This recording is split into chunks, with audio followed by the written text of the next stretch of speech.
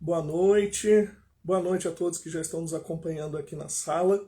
Bem-vindos a mais uma live da nossa série Encontros ESA, realizada pela OAB Subseção Novo Hamburgo em parceria com a Escola Superior de Advocacia do Rio Grande do Sul. Nós vamos aguardar aí uns minutinhos enquanto as pessoas vão entrando na sala de vídeo e enquanto os nossos convidados para a live dessa noite vão entrando.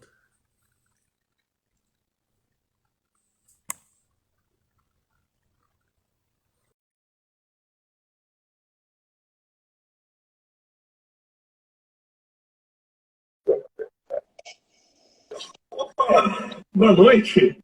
Oi, boa noite a todos. Boa noite, doutor Henrique, doutor Roberto. Muito obrigada pelo convite para essa live com tão distintos colegas. Boa noite. Como é que estamos, doutor Roberto? Tudo bem? Tudo bem. Eu gostaria de dizer que é uma satisfação enorme estar aqui com vocês. Agradecer muito essa oportunidade. Fiquei extremamente honrado pelo convite. É um prazer estar com o meu grande amigo, doutor Henrique Abel, e com a doutora Kay, que é um exemplo de trajetória institucional na OAB.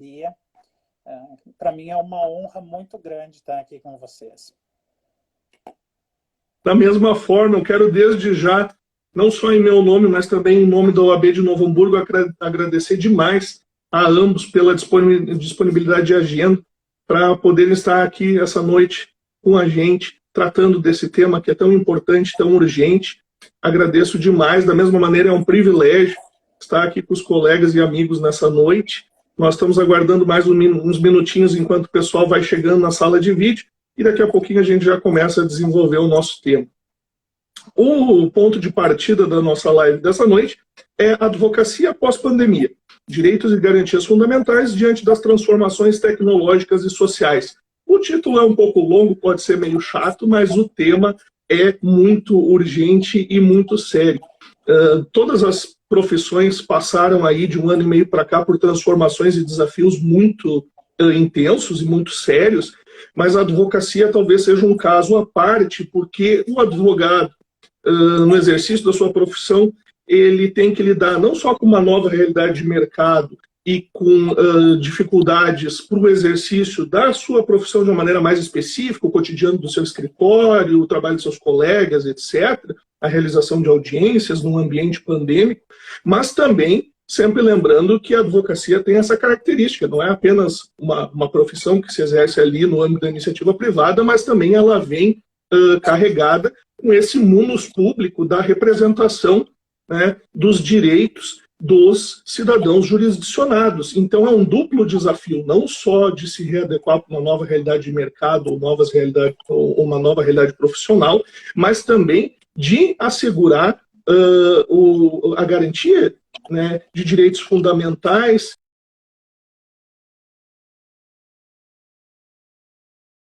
a qualidade da prestação jurisdicional, que também no judiciário, assim como a advocacia, passou por todo um desafio aí em relação a essa nova realidade estabelecida.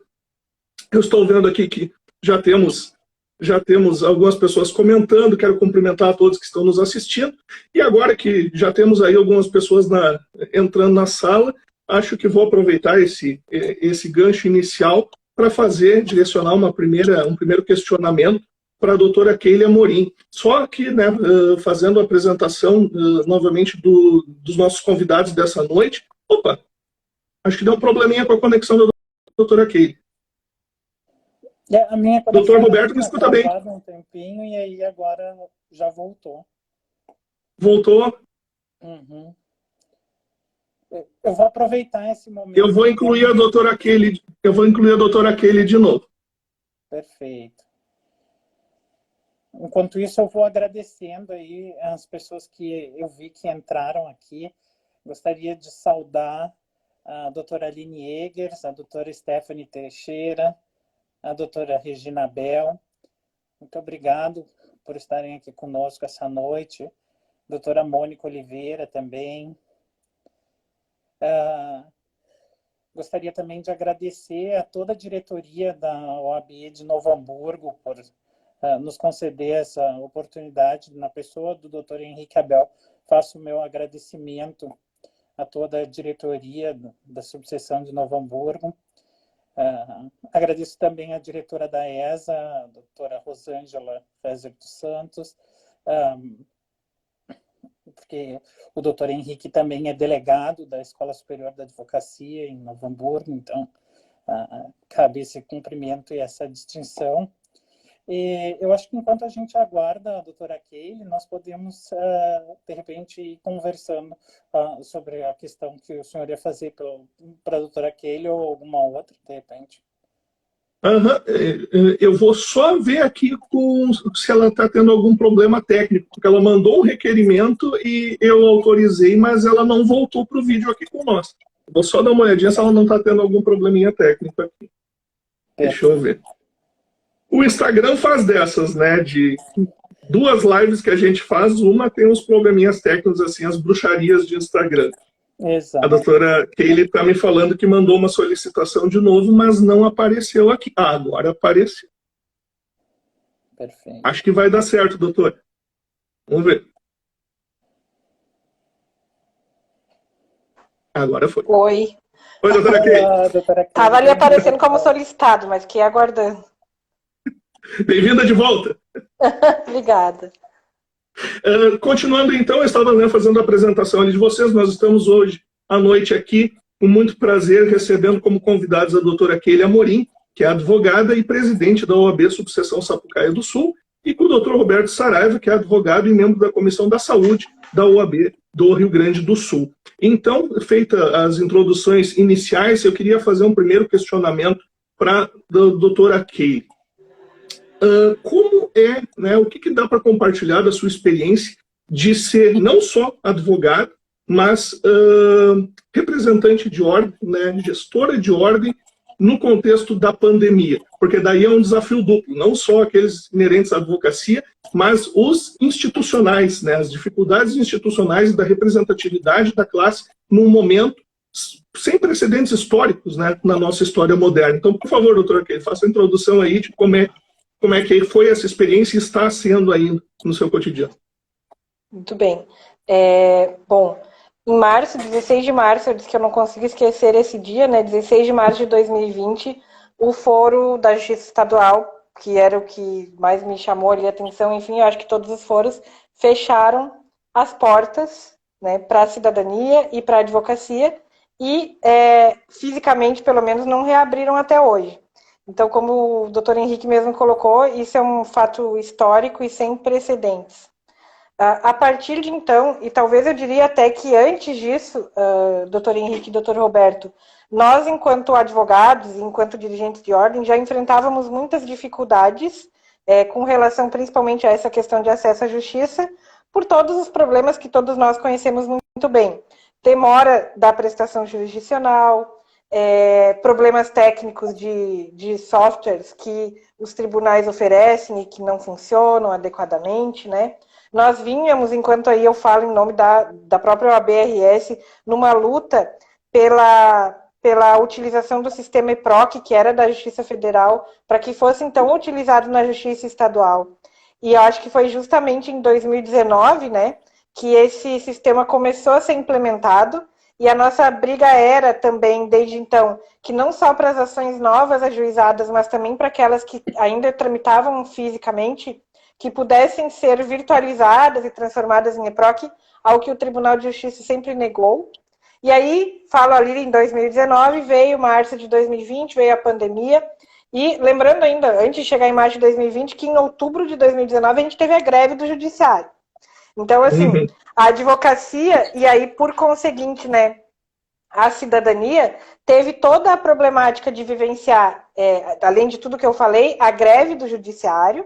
Quando nós achávamos que ia engrenar, vem o recesso forense de 30 dias, que sabemos, então, que vai de 20 de dezembro a 20 de janeiro, mas que, na prática, não é em 21 de janeiro que o Tribunal de Justiça, os foros, começam a funcionar adequadamente, porque sempre tem servidores e juízes em férias nesse período, etc. Então, quando a gente achou que efetivamente ia começar a andar, ter esse andamento processual e todos muito empolgados com a possibilidade do EPROC nas novas ações, veio a pandemia. Então, assim, eu faço esse apanhado e lembro que, se não me falha a memória, até maio, pelo menos, a gente ficou sem nenhum andamento processual, nem no físico, nem no eletrônico, né? E, desde então, Henrique, o presidente Ricardo Breyer, a OAB-RS e todos os 106 presidentes passaram a se reunir quase que diuturnamente ali para discutir e levar demandas que, no fim, eram de forma geral da advocacia do Rio Grande do Sul, mas também pontuais, de acordo com as situações que vinham ali se estabelecendo de problemáticas de cada comarca, né? E aí de cada subseção. Aqui na subseção de Sapucaia, por exemplo, a gente teve até o final do mês de julho a proibição de que a advocacia sequer pudesse entrar no foro sem agendamento prévio. Então, assim, eu, na condição de presidente, recebia, principalmente ali nos primeiros meses, até os primeiros meses,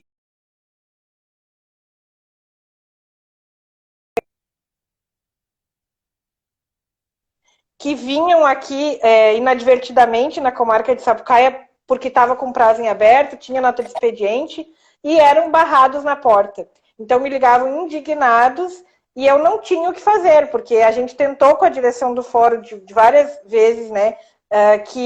Por várias vezes a gente tentou com a direção do fórum que isso fosse aberta a possibilidade, pelo menos, de advogado com prazo aberto entrar no fórum sem agendamento, e infelizmente por muitos meses se tentou sem sucesso, e aí só agora no final de julho que a direção aqui do fórum resolveu então fazer um novo ato, abrindo a possibilidade da entrada, mas já prevendo o ato do próprio Tribunal de Justiça. Então, assim, eu digo, nós presidentes, né, tínhamos uma ideia de gestão e quero até deixar aqui meu abraço ao presidente Carlos aí da OAB de Novo Hamburgo, que é nosso companheiro aí, sabe muito bem dessa batalha e participa junto com a gente dessas lutas, né? De que nós tínhamos aí em Novo Hamburgo também, imagina, Henrique, diversos projetos de eventos, né?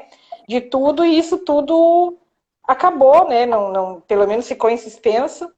E a gente teve que, ao invés de fazer daqueles projetos que tínhamos para advocacia, projetos de palestras, de eventos tão qualificados, uma luta pela sobrevivência da advocacia, né? E uma luta diária e diuturna. Eu digo, quando eu falo diuturna, é diuturna mesmo, de a gente ter sábado, a gente ter domingo de noite reunião com todos os presidentes ou alguns presidentes representando regiões, né? Então, assim, tem sido muito desgastante. A gente sabe que a pandemia ela é uma situação trágica, porque, afinal de contas, para começar, né, a gente tem que lembrar que já perdemos mais de 500 mil vidas, né, de brasileiros em virtude da pandemia. E, em paralelo a isso, a gente tem situações no judiciário, que eu acho que a gente vai falar sobre isso muito adequadamente, o doutor Roberto vai trazer as questões bem mais adequadamente do que eu, com relação à saúde, né? Mas falando de tantos casos que a gente tem que estão parados, às vezes alguns há mais de um ano, por exemplo, com relação à pensão alimentícia, tem criança que está sem receber alimentos, tem pedidos de liminar aí de medicamentos, né, doutor Roberto, de ordem de internação para cirurgia, enfim, pedidos de liberdade, tem pessoas presas, talvez indevidamente, aí com pedido de liberdade não, enfim, são inúmeros, né, doutor Henrique, os casos de processos que nós não podemos imaginar que pararam a vida das pessoas em virtude dessas problemáticas. E aí, quando a gente tem, e falando um pouco ainda, fazendo esse relato, né, doutora Juliane, presidente Getúlio Vargas, um abraço, doutora Juliane também sempre com a gente nessa batalha aí, passando pelo mesmo sofrimento, eu digo, de todos os presidentes, né. Nós também, enfim, ali no ano passado, como saiu o ato 30, Henrique, eu acho que foi em setembro, se não me falha a memória, ou julho, agosto, setembro, a gente perdeu a noção de tempo na pandemia, né, vocês já repararam? Eu não sei mais se as coisas aconteceram em 2020 ou 2021, mas enfim, quando saiu o ato 30 do Tribunal de Justiça do Rio Grande do Sul, se regulou a possibilidade de digitalização dos processos físicos em andamento para envio, então, ao EPROC, que era aquela que eu falava antes, né, que era uma demanda que a gente já tinha há muito tempo por parte da OAB-RS em nome da Advocacia Gaúcha. E aí, enfim, com essa situação dramática, o Tribunal de Justiça autorizou. Só que aí, Henrique, eu estou aqui só falando coisa triste, né? Mas é que é a verdade aí da advocacia e da nossa OAB, das lutas que temos, né? A gente hoje está enfrentando um outro problema, que é o seguinte: N atos do Tribunal, da Corregedoria Geral de Justiça, é quase impossível se entender toda a regulação que existe hoje, o que está vigente, o que não vige mais, se eu posso ir no fórum, que hora, é muito difícil. Então a gente meio que criou um banco, acho que aí em Novo Hamburgo tem um banco mais organizado ainda de arquivo de atos e de portarias e resoluções, né? E nesses tantos atos, resoluções e portarias, lá no ato 30, se criou, então, essa possibilidade com uma regulamentação de como deveria ser feita a digitalização. E aí a gente entra, estou aqui monopolizando, mas só para fazer esse relato chegar até onde a gente está. A gente entra no problema de que a gente discutiu isso também, né, doutor Roberto e doutor Henrique, quem tem que fazer a digitalização? Porque esse serviço, na verdade, deveria ser do Tribunal de Justiça. Mas o Tribunal de Justiça fez o quê? Abriu um edital para que uma empresa pudesse fazer sem prazo. Até hoje não tem esse serviço, a empresa faliu, a notícia que se tem, na verdade, é nenhuma, né, da prestação desse serviço. E aí se permitiu que os advogados que assim quisessem, porque essa não é uma obrigação da advocacia, né, pudessem digitalizar os processos. E aí a gente pega um processo de 4 volumes, de 2 volumes, de 3 volumes, tem que digitalizar, esse era o que dizia o ato 30. Separar as peças, nominá-las e enviar para o cartório. Aí o advogado tem esse sofrimento, que a gente tem que cuidar aqui de tudo, dos prazos, de tudo mais, e ainda fazer naquela regulamentação. Então, o que eu recebia também, recebi sempre muita reclamação dos colegas, né? Em primeiro lugar, não entendi como tem que fazer, mas aí a gente lê ali e tenta ajudar. Tá, faz assim. Manda para o cartório. Não é assim. O cartório X não gosta assim. O cartório Y pode ser. O outro quer documento integral. Então, começou a mudar tudo isso, né? E imagina isso assim. Aqui em Sapucaia do Sul, nós temos 4, 5, 6 varas, 7 talvez varas, né? No geral. Aí em Novo Hamburgo tem quantas, doutor Henrique? Um monte, mais de 20 talvez, não sei, uma comarca maior.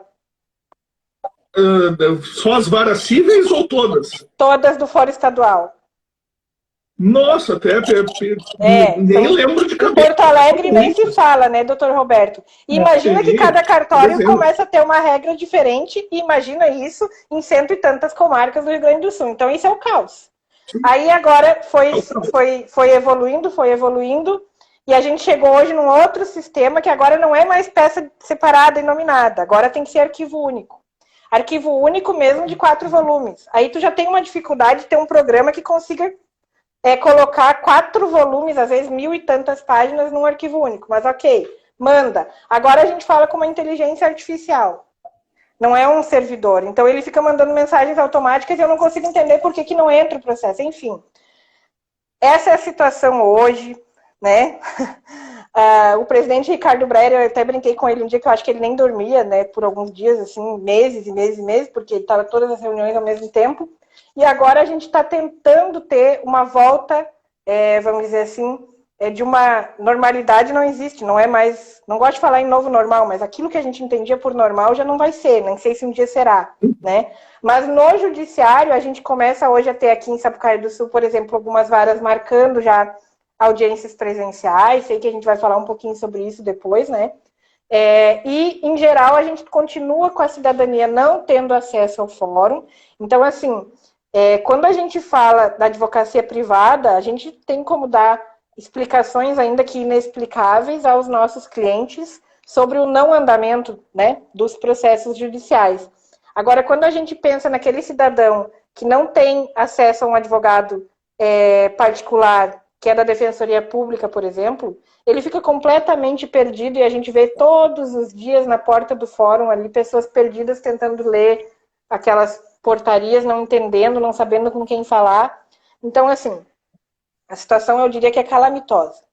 A situação do judiciário já vinha, como eu disse, né, até 2019, difícil, complicada para a advocacia, para a cidadania, mas agora realmente está bem mais complicado.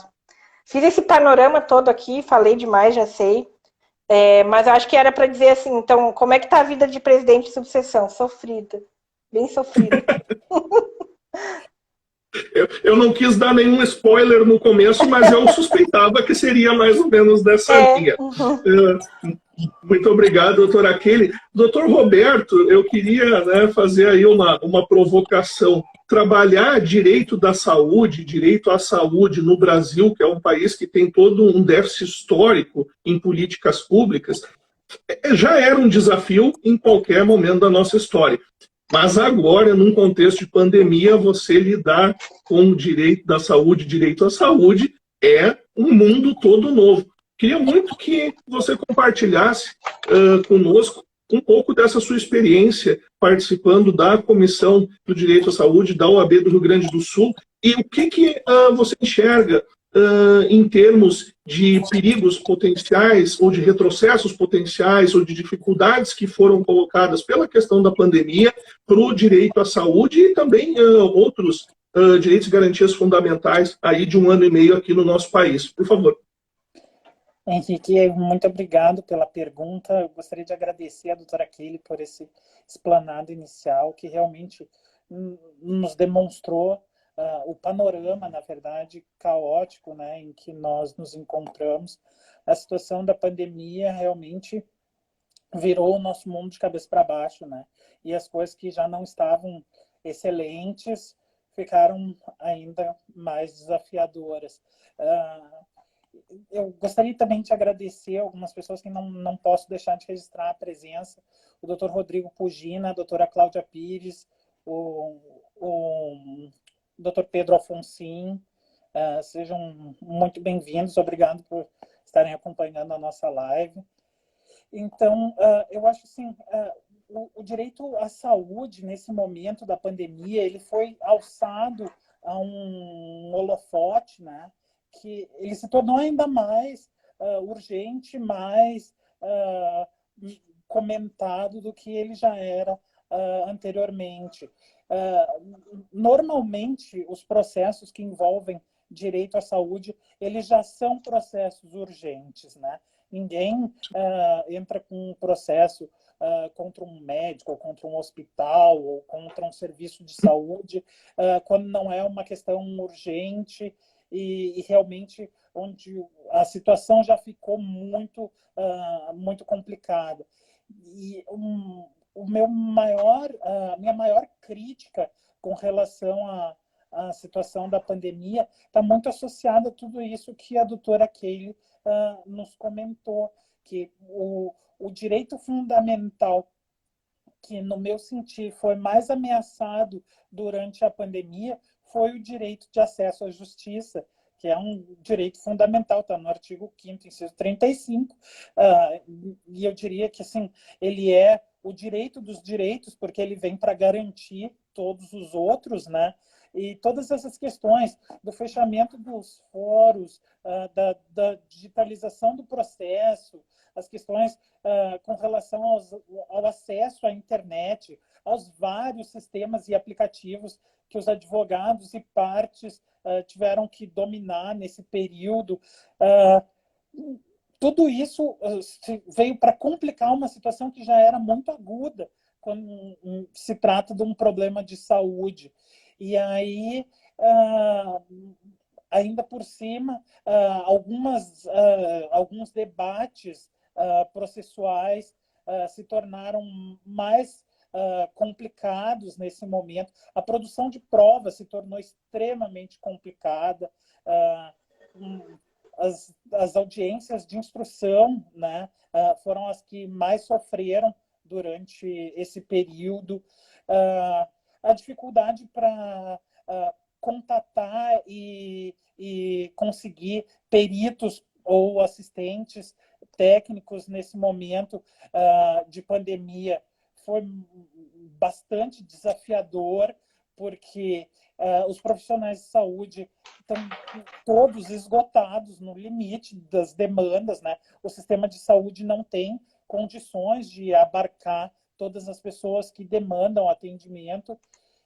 E a gente viu que o nosso sistema de saúde, que de maneira heróica já vem resistindo a vários ataques, cortes orçamentários, nesse momento chegou no seu limite, né? Eu diria até que passou do seu limite, né? Foram situações, a gente em alguns momentos passou por situações de cenário de guerra mesmo, de não ter mais medicamentos, não ter mais equipamentos de proteção individual, não ter mais funcionários disponíveis a escalas.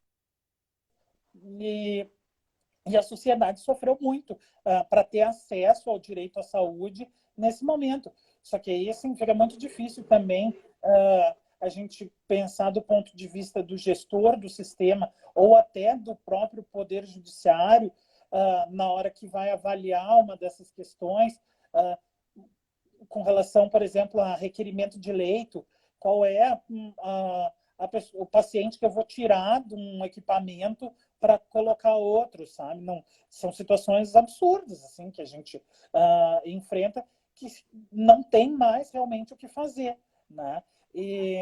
Então a gente vê que os nossos problemas, na verdade, são anteriores e eles foram agravados por essa questão da pandemia.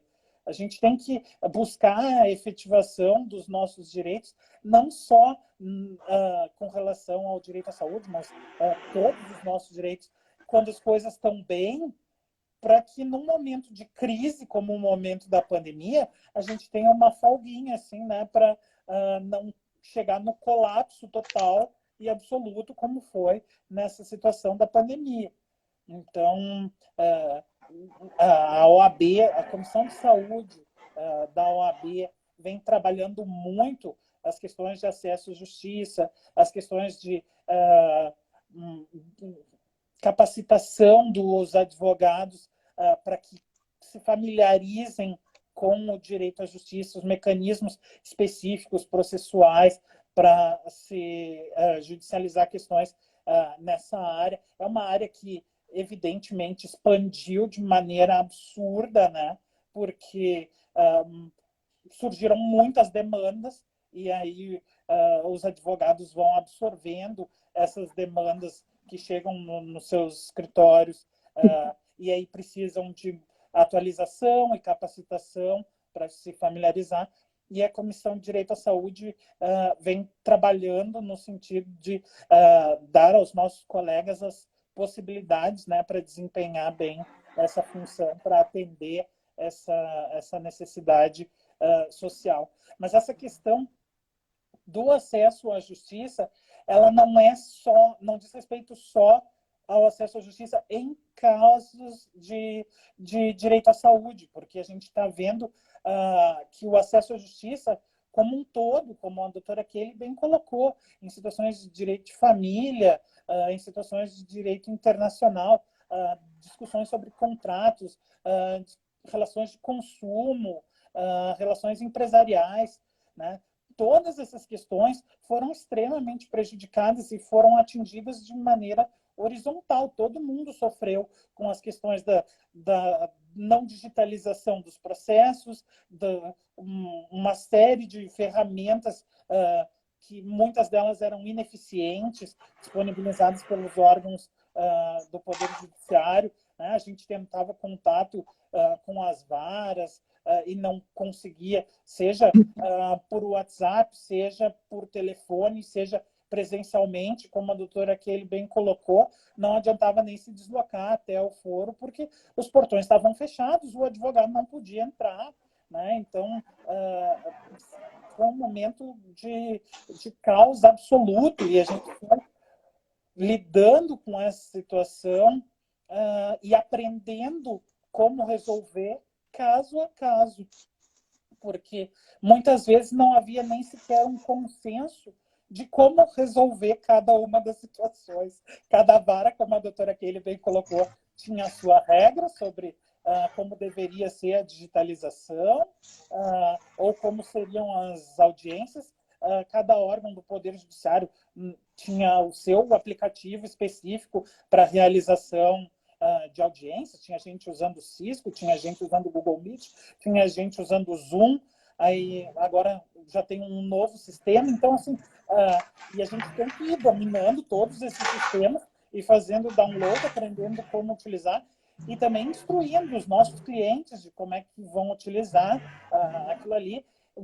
Muitas responsabilidades foram transferidas para a advocacia, que, como a doutora Kelly bem colocou, não caberiam ao advogado. Por exemplo, a digitalização dos processos não caberia ao advogado realizar, da mesma maneira que a realização, garantir que a parte esteja presente na audiência, também não é uma obrigação que deveria caber ao advogado.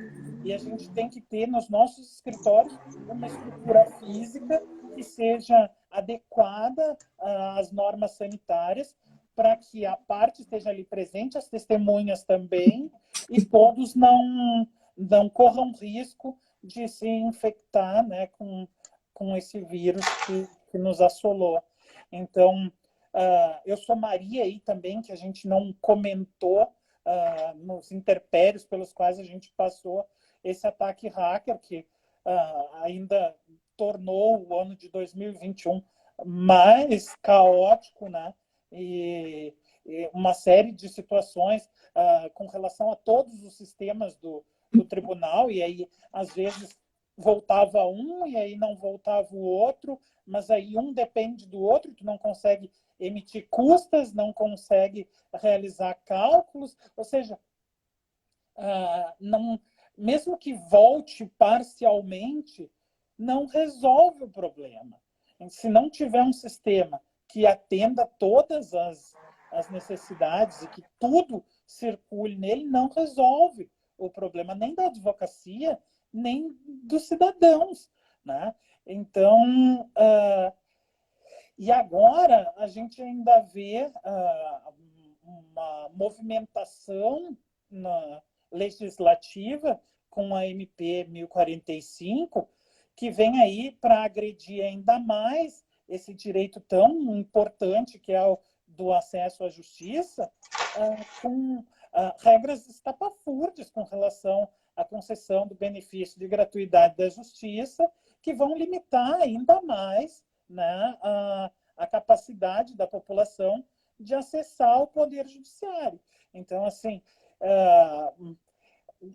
eu acho que o direito à saúde ele está no holofote nesse momento, mas, na verdade, quem deveria ter essa preponderância é o direito ao acesso à justiça. A gente tem que brigar para que seja restabelecido um acesso mínimo ao poder judiciário e à justiça, repudiar veementemente a MP 1045, né? Unir não só a advocacia, mas toda a sociedade contra essa MP. Então, assim, inicialmente seriam essas as considerações que eu faria com relação aos direitos fundamentais, né, que a gente teve impactados por essa situação tão excepcional. Muito obrigado, doutor Roberto.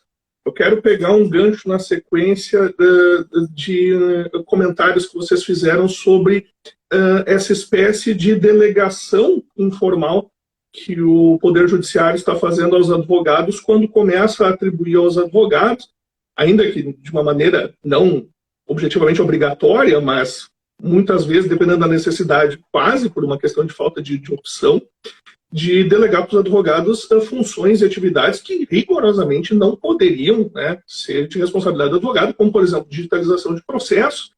E daí nós temos uma outra, como foi observado pelo Dr. Roberto, a questão de, no velho normal, por assim dizer, no mundo pré-pandemia, nós realizávamos as audiências presencialmente numa sala de audiência, e essa sala de audiência, por uma questão lógica, ela era um ambiente dentro da estrutura física do Poder Judiciário.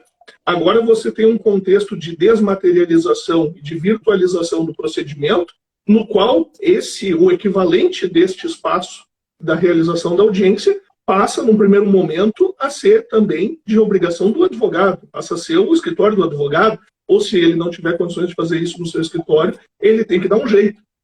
Mas parece que está ocorrendo uma espécie de privatização a conta-gotas do Poder Judiciário, no qual porções inteiras da prestação jurisdicional, que são lógica e inafastavelmente responsabilidades do Poder Judiciário, e é para isso que tem todo um orçamento, que tem toda uma política, tem toda uma normatividade estabelecida em relação a isso, que isso passa a ser atribuído mais e mais e mais para o advogado, justamente no momento em que a advocacia está enfrentando os maiores problemas em torno de uma nova realidade de mercado. Então, algumas dessas questões me trazem preocupações. Primeiro, uma questão de observância, né, e de respeito às prerrogativas da advocacia. Não só no sentido estrito, profissional, mas sempre lembrando que o advogado, no mais das vezes, ele não está ali em juízo representando, né, atuando em causa própria. Ele não está representando assim. Ele está ali defendendo os interesses e os direitos da cidadania, do cidadão jurisdicionado. Então, cada processo ali são vidas de cidadãos jurisdicionados. E toda a dificuldade que você impõe ao exercício da advocacia, na verdade, é mais um obstáculo, né? É o alçapão ali com os crocodilos, né?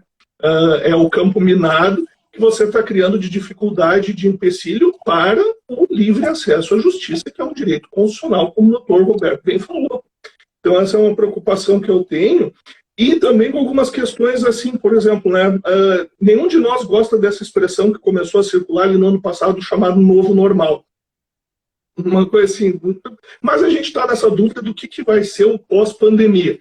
Se o pós-pandemia vai ser alguma coisa parecida com aquilo que a gente entendia por vida normal até março de 2020, isso vai ser uma coisa completamente diferente.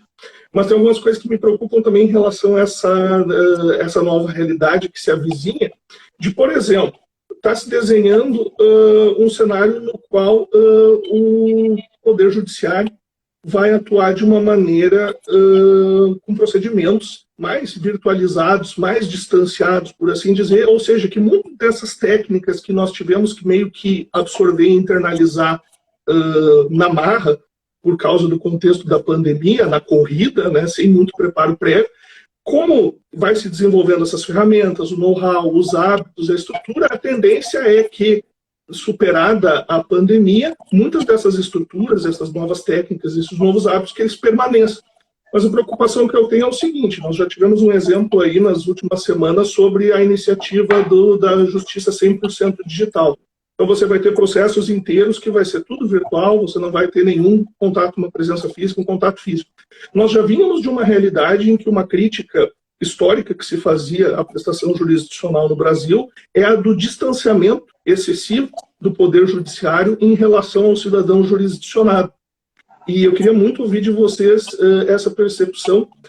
Qual é a perspectiva que nós temos, né, em relação a esse distanciamento, que era um problema anterior à pandemia, quando daqui a pouco a gente pode estar lidando com uma realidade em que o cidadão jurisdicionado vai se converter realmente numa completa abstração, por causa que o juiz nunca vai ter nenhum contato, nem uma ou duas audiências com ele. Daqui a pouco o juiz não vai mais ter um contato direto nem com o servidor público, nem com o serventuário, nem com o servidor do cartório.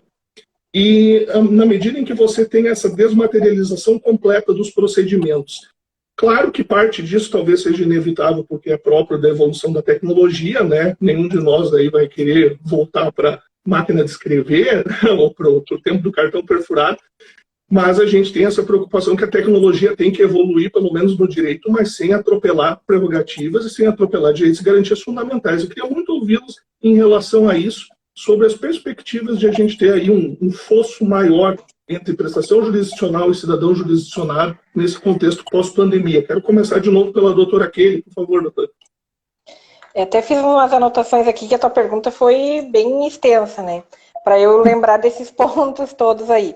Mas realmente essa é uma preocupação muito grande de todos nós, né? Eu digo, de toda a advocacia e de todo, acho que o sistema OAB. E falo no sistema OAB para me lembrar também da questão da Caixa de Assistência dos Advogados. Ontem mesmo eu estive com a nossa vice-presidente da Caixa, a doutora Mariana, que estava falando sobre o número tanto de benefícios para a advocacia que foi solicitado em aqueles benefícios de auxílios, por exemplo, que se criou um auxílio, me fugiu o nome agora, mas é um auxílio para advogados em situação quase que de miserabilidade, né, que se criou justamente na pandemia, quanto do serviço de saúde mental, que nunca foi tão utilizado, tão necessário para a advocacia. E aí eu trago esse ponto para dizer o quê? Acho que o doutor Roberto falou isso. A advocacia está empobrecida e doente. Isso assim, infelizmente, né, é o que a gente tem ouvido cada vez mais os colegas falando sobre isso. E aí você pega, coloca ali um advogado que daqui a pouco teve que fechar seu escritório durante a pandemia, porque não teve mais condições de manter as despesas, né, de aluguel e de tudo que necessita para se manter um escritório aberto, e joga para ele uma responsabilidade, por exemplo, de digitalização de processo, porque ou tu faz ou tu paga para alguém fazer. Não tem outra alternativa. E tu precisa ter maquinário adequado para isso. E se tu não tem mais escritório, tu faz isso de que forma? Né? E tu joga para ele uma outra questão, que é a de fazer as audiências no formato online e ter que trazer cliente e testemunha para dentro do escritório. O que, mesmo a gente tendo um escritório físico, já se complica, até pelo risco mesmo à nossa saúde, né? E outras questões, porque ainda que a gente imagine que os colegas tenham um escritório, às vezes não tem um espaço adequado. Tem uma sala para atendimento que já não cabe colocar as pessoas ali para eventualmente fazer, não tem uma câmera adequada, enfim. Então, a gente tem que imaginar a realidade, né, que a gente tem hoje. E aí eu estou falando, então, do advogado que ainda tem, daqui a pouco tem as mínimas condições, né? Mas e aquele colega, então, que não tem sequer essas mínimas condições? E o seu cliente, como que ele vai fazer? Porque a gente imagina, assim, o cidadão que está ali com o seu processo em andamento, e a gente, daqui a pouco vocês também têm um cliente no escritório e sabe da dificuldade, às vezes o cliente sequer consegue falar com o escritório pelo WhatsApp, que é uma coisa quase unânime aí no Brasil inteiro de todo mundo usar, mesmo quem tem alguma dificuldade tecnológica. E aí, como o Dr. Roberto colocou, uma audiência é pelo PEX IP, a outra é pelo Webex, a outra é pelo Google Meet. Esses dias eu fui fazer uma audiência e não vinha link, liguei para o cartório e não é pelo WhatsApp. Então, assim, gente, se nós advogados estamos perdidos, como que a gente vai querer que o cidadão consiga fazer a sua audiência, né? E aí a gente fala dessas questões de o judiciário transferir uma responsabilidade que é sua para a advocacia, pelo que a gente acabou de colocar. E eu repeti, audiências dentro do escritório ou a responsabilidade do advogado, digitalização de processos, a responsabilidade do advogado, e aí a gente lembra do quanto é caro para pagar custas judiciais. Eventualmente a gente tem clientes que não têm o benefício da gratuidade da justiça, né, doutor Roberto? E aí tem que pagar as custas, e elas são altíssimas, né? Muitas vezes, para clientes que a gente infelizmente sabe que não vai conseguir, por N critérios, a gratuidade inviabiliza e o cliente desiste de ajuização.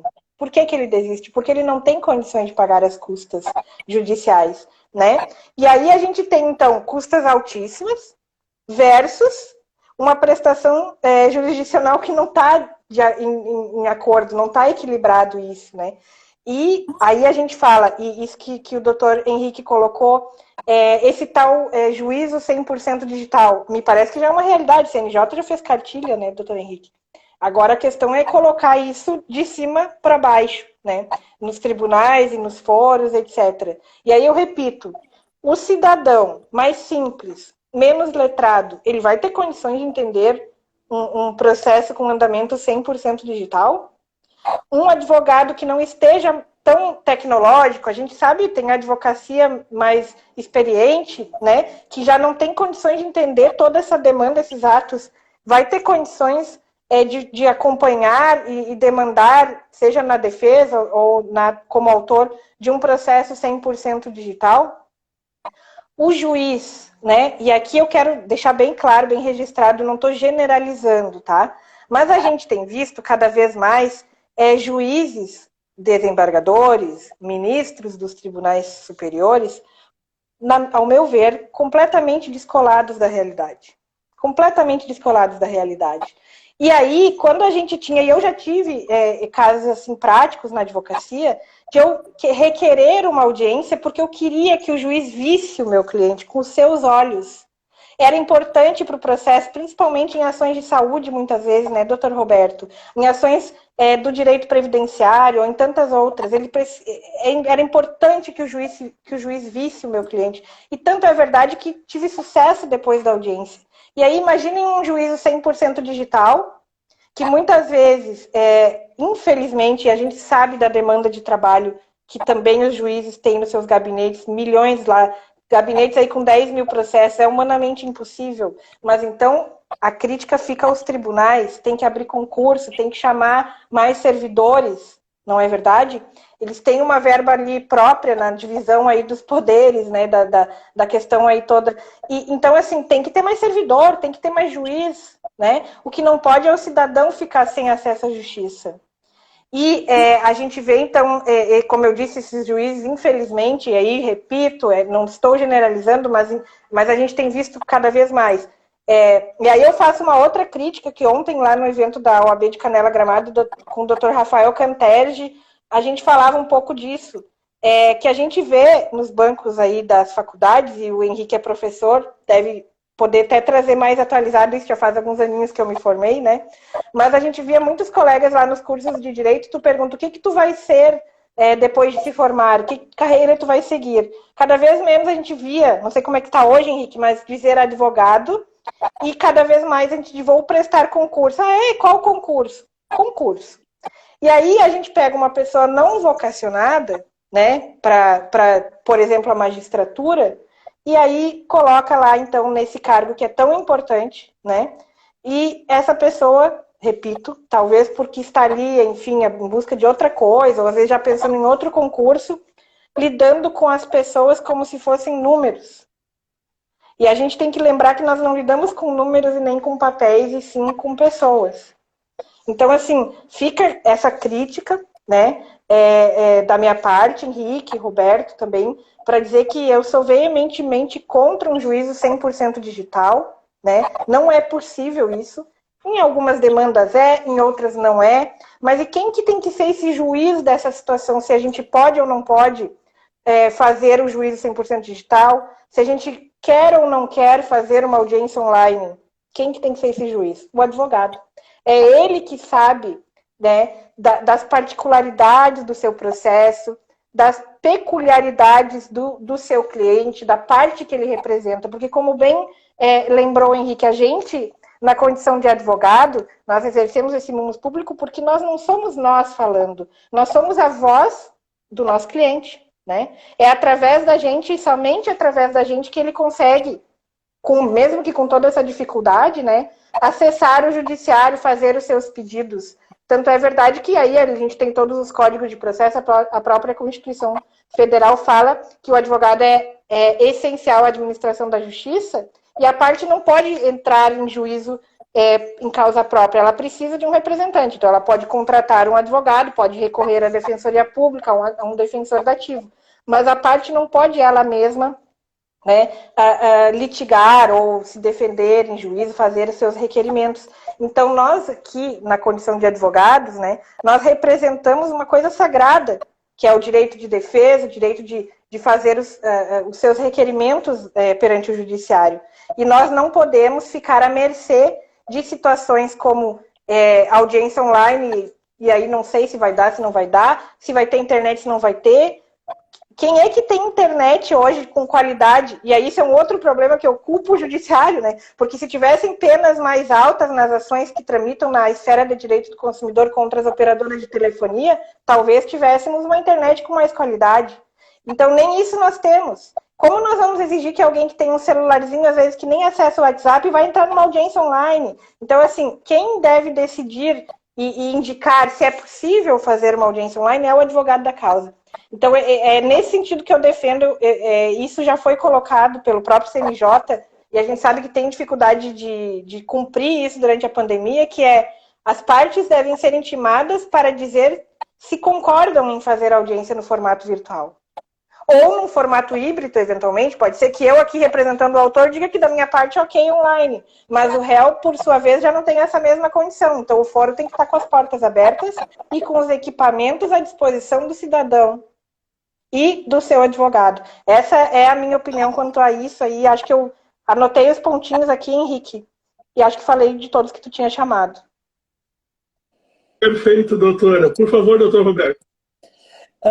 Eu acho que as minhas colocações são muito complementares às da doutora Keile, porque assim, a minha maior preocupação com relação ao processo 100% digital é justamente essa questão que a doutora Keile muito bem colocou com relação ao acesso à internet. A nossa população não tem acesso à internet nem para as suas necessidades mais básicas, né? E agora vai ser exigido que, para ter respeitado o seu direito de acesso à justiça, tenha um plano de internet com qualidade suficiente para suportar, seja lá quais forem os 4, 5, 6 aplicativos diferentes que os diferentes órgãos do Poder Judiciário estão utilizando. É uma situação absurda. Eu entendo como, de fato, é impossível a gente imaginar que nós vamos frear o uso da tecnologia. Isso não é o ponto em si. Mas a gente tem que ir evoluindo e ampliando o uso da tecnologia de acordo com a nossa realidade social. A gente está inserido num contexto social que não permite, nesse momento, a adoção de um sistema 100% digital, né? Então, não só as partes não têm essa possibilidade, mas como a doutora Keile muito bem colocou, trazendo os dados que foram levantados no evento lá da subseção de Canela, com relação à concessão de benefícios e benefícios assistenciais para advogados que estão em situação de dificuldade econômica, sequer os advogados têm capacidade de suprir essas demandas, né? Porque a gente não pode abarcar todos os custos, porque isso vai se tornando um custo na nossa prática profissional, de ter um equipamento para a digitalização dos processos que atenda às resoluções com relação à qualidade dos documentos digitalizados, mais a questão do plano de internet que tem uma banda suficiente para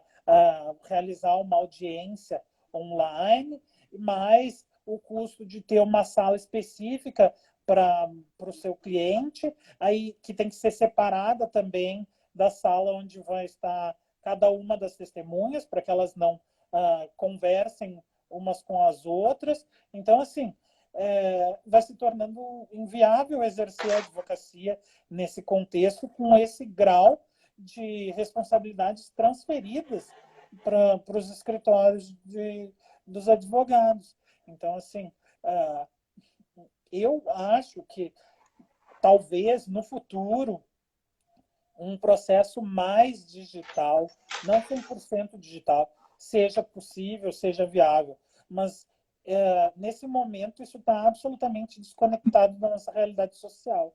E tem também a questão que a doutora Keile colocou com muita propriedade, que a gente vê com frequência em casos de direito à saúde, mas também em ações previdenciárias, em outros tipos de demanda, que muitas vezes o juiz está no mesmo recinto que a parte, faz com que o processo tenha um desfecho diferente, né? Porque o juiz percebe, de fato, qual é a realidade da situação da parte que buscou o acesso à justiça. E aí, muitas vezes, por melhor que seja a técnica do advogado, palavras não conseguem descrever, ou então o próprio julgador pensa que o advogado está exagerando no que colocou ali.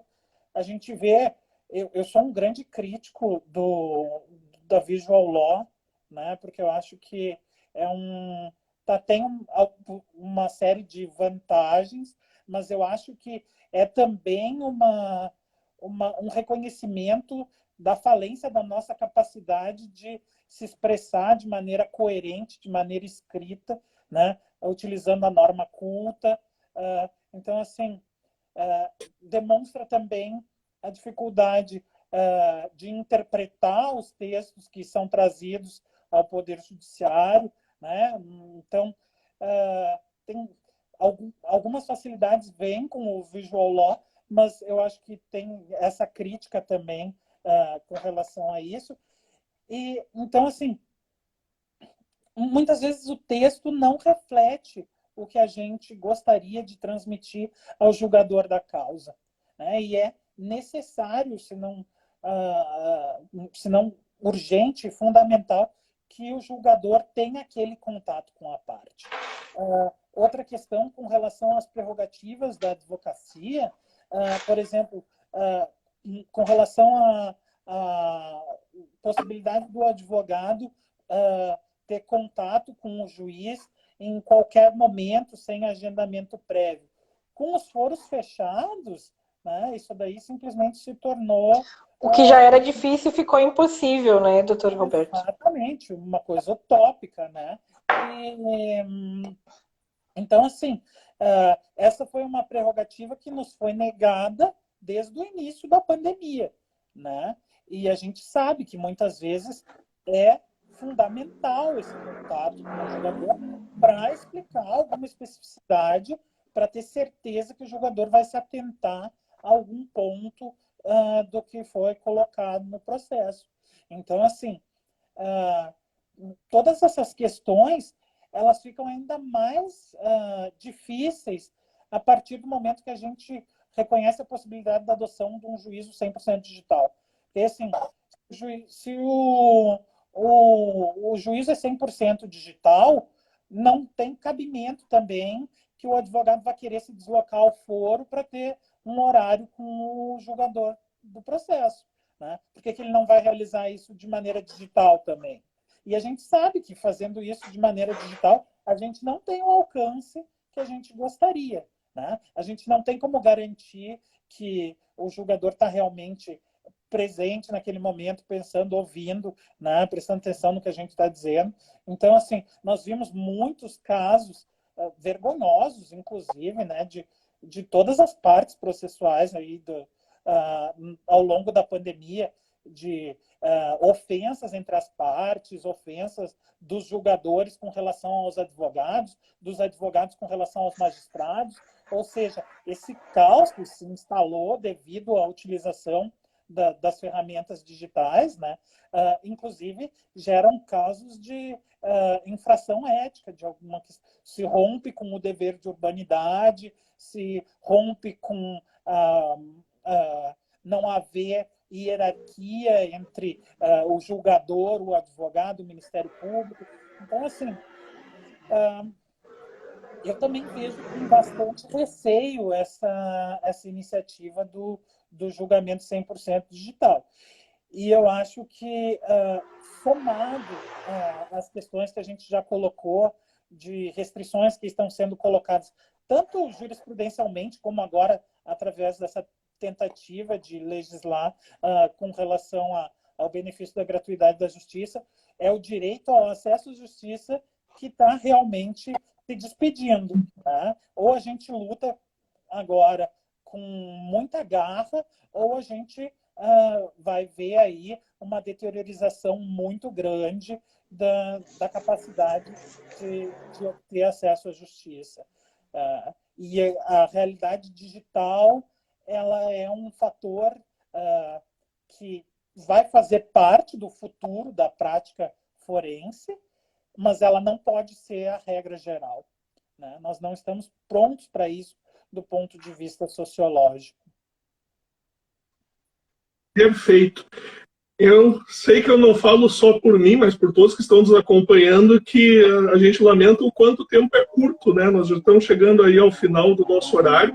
Eu gostaria de ficar aqui com vocês debatendo sobre isso mais 1 hora para fora, porque o tema me interessa demais, e ainda mais na companhia dos colegas e amigos, mas nosso tempo está chegando aí realmente ao final. Antes de mais nada, eu quero renovar os nossos agradecimentos, os meus pessoalmente, também em nome da OAB Subseção Novo Hamburgo. Meus agradecimentos aos nossos convidados dessa noite pela gentileza, pela disponibilidade de agenda para estarem aqui conosco essa noite debatendo esse tema é um tema interessante, é um tema que tem muita gravidade, por causa que, como a doutora Keili falou antes, a gente às vezes acaba até passando ali por pessimista, ou falando muita coisa negativa, mas é que é um momento de uma certa negatividade, né? Infelizmente, talvez são mais aspectos negativos, mais preocupações do que pontos positivos ou otimismo, mas isso, né, encarar isso e saber lidar com a dificuldade do momento é parte do que a profissão nos exige, né, e do nosso dever profissional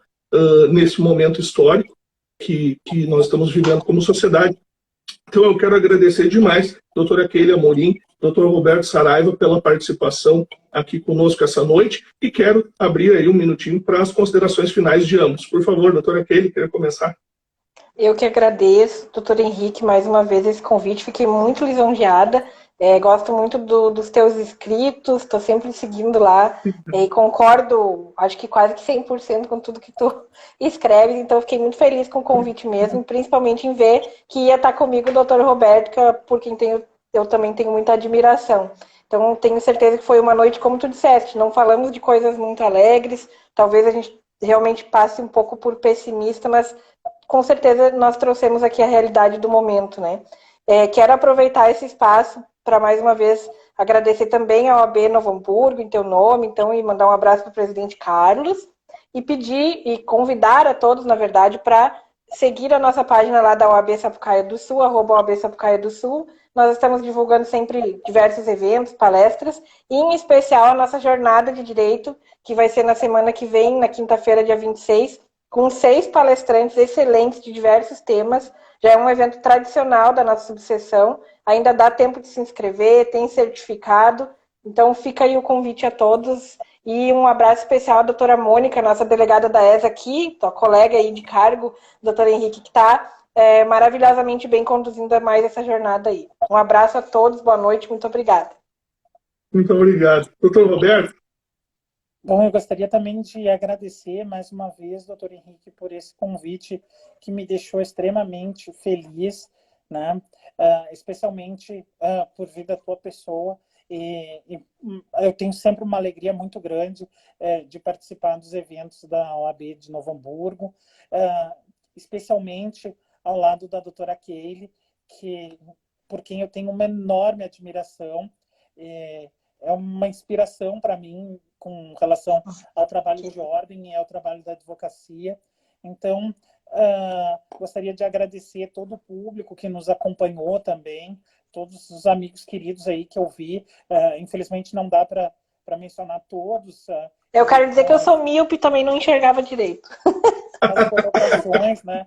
Todas as colocações que foram trazidas também foram muito pertinentes, muito obrigado. Então, faço esse agradecimento e registro aqui que estou sempre à disposição, né, para outros debates, para a gente dar sequência a algum outro trabalho. Muitíssimo obrigado. Para mim foi uma honra enorme. Eu estou muito feliz e eu acho que é importante cada vez mais a gente conversar sobre essa temática do acesso à justiça e da gente unir a nossa classe com relação à luta, né, pela manutenção desse direito, que, a meu ver, é o direito dos direitos. Então, muito obrigado por me dar a oportunidade de me manifestar sobre isso. Muito obrigado, doutor Roberto. Só lembrando, antes de encerrarmos, que para quem não conseguiu nos assistir ao vivo, o vídeo fica registrado no IGTV do perfil da OAB Subseção Novo Hamburgo, ali na plataforma Instagram. Mais uma vez, muito obrigado a todos os que nos acompanharam, muito obrigado aos nossos convidados dessa noite. A gente vai se despedindo, vai encerrando por aqui. Um abraço a todos, boa noite. Boa noite, um abraço.